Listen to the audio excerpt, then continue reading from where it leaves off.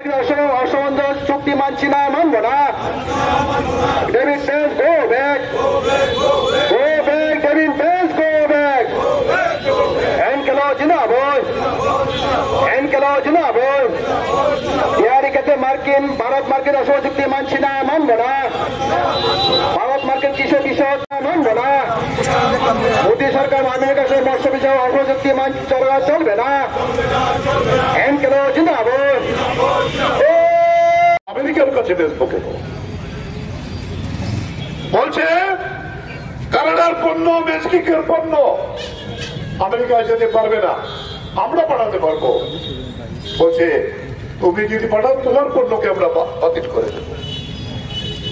চীন পরিষ্কার করে পাল্টা করে দিয়েছে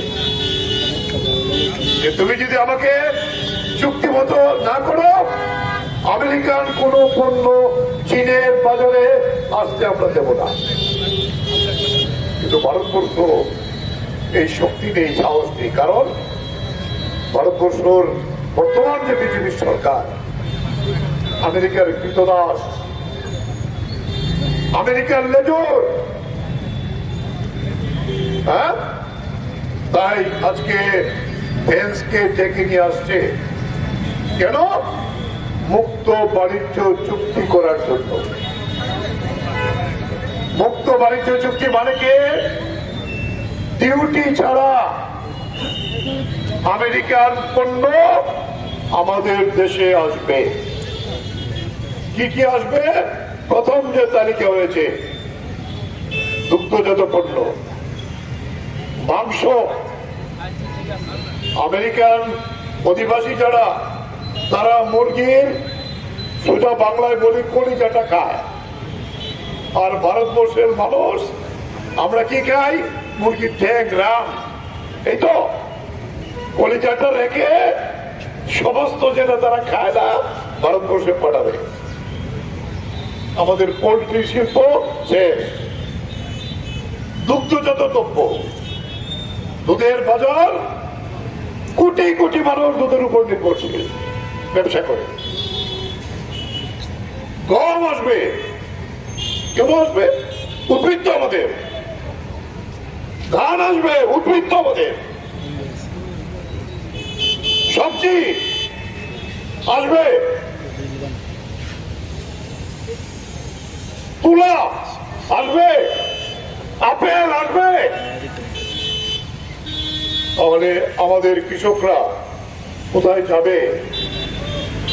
আমেরিকান কৃষকরা, তাদেরকে ভর্তুকি দেওয়া হয় প্রোডাকশনে, আর আমাদের এখানে আইন করে কৃষকদের সর্বনাশ করা হয়। করেছে। আমরা লড়াই করে 1 বছর এই আইনকে আটকিয়েছি।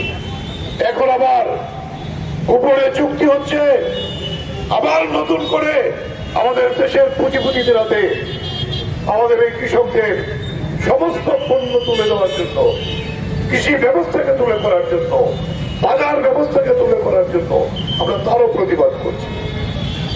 আর আমেরিকার সঙ্গে যদি এই মুক্ত বাণিজ্য হয়, তাহলে ভারতবর্ষের কৃষক থাকবে না। তাহলে আমাদের অর্থনীতি আবার 50 বছর আগের অর্থনীতিতে চলে যাবে। এটা মানতে পারে না।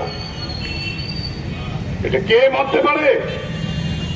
এই বিশ্বাসঘাতক বিজেপি, যারা পুঁজিপতিদের পদলায়ন করে, যারা ট্রাম্পের পদলায়ন করে, নরেন্দ্র মোদী, তিনি মানতে পারে।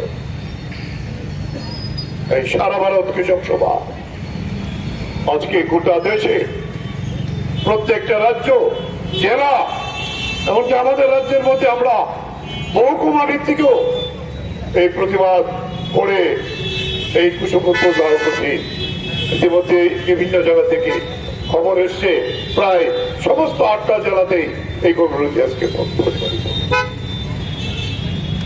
কালকে ওদেরও বৃষ্টি গেছে, তাই আমরা খুব বড় করে না করে ছোট করে এই প্রোগ্রাম করেছি। এই জায়গায় দাঁড়িয়ে আমরা এই মার্কিন সাম্রাজ্যবাদের কাছে আমরা পরিষ্কার করে নরেন্দ্র মোদীকে বলতে চাই, ভারতবর্ষে কে বিক্রি করা যাবে না। ভারতবর্ষের কৃষকের স্বার্থকে জলাঞ্জলি দেওয়া যাবে না। এই প্রতিবাদ কৃষক সমাজকে আমরা দেখলাম, অন্যান্য অতিথিরা আসলে এমনিতে আসে আর যায়, আমি দুপুরবেলা গিয়ে দেখলাম বিমানবন্দরে একেবারে গান নাচ সহকারে অভ্যর্থনা জানানো হচ্ছে এই ভেন্সকে।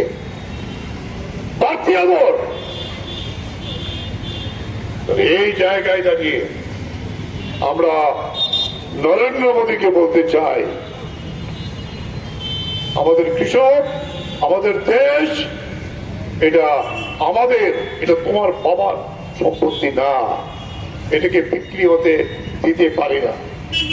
আজকে এটা সিম্বলিক প্রতিবাদ হচ্ছে গোটা দেশে, আরো দীর্ঘস্থায়ী প্রতিবাদ। এর আগের পূর্বতন সরকার থাকতে মনমোহন সিং আরেকটা চুক্তি করে আমাদের কৃষকদের সরবরাহ করেছিল দক্ষিণ পূর্ব এশিয়ার দেশগুলির সঙ্গে। কি চুক্তি ছিল সেটা? আমাদের চা, আমাদের রাবার, নারিকেল, কফি অবাধে আমাদের দেশে আসছে, যার ফলে আমাদের চার বাজার নষ্ট হয়েছে, রাবারের বাজার নষ্ট হয়েছে, আমাদের নারিকেল শিল্প তা মুক্ত উপরে পড়েছে। এবং আমেরিকার সঙ্গে শুধু আমেরিকা না, ইউরোপীয় ইউনিয়ন, মেক্সিকো, এই সমস্ত দেশকেও আজকে অবাধ বাণিজ্য চুক্তির মাধ্যমে সুযোগ করে দেওয়া হবে। ভারতবর্ষের 140 কোটির যে মার্কেট, এখন জনসংখ্যা আমাদের চীনকেও চাপিয়ে গেছে এই বাজারে প্রবেশ করার জন্য। তবে এইটা ভারতবর্ষের আমরা যারা স্বার্থ দেখি কৃষকদের, মানুষের, আমরা এটা মানতে পারি না।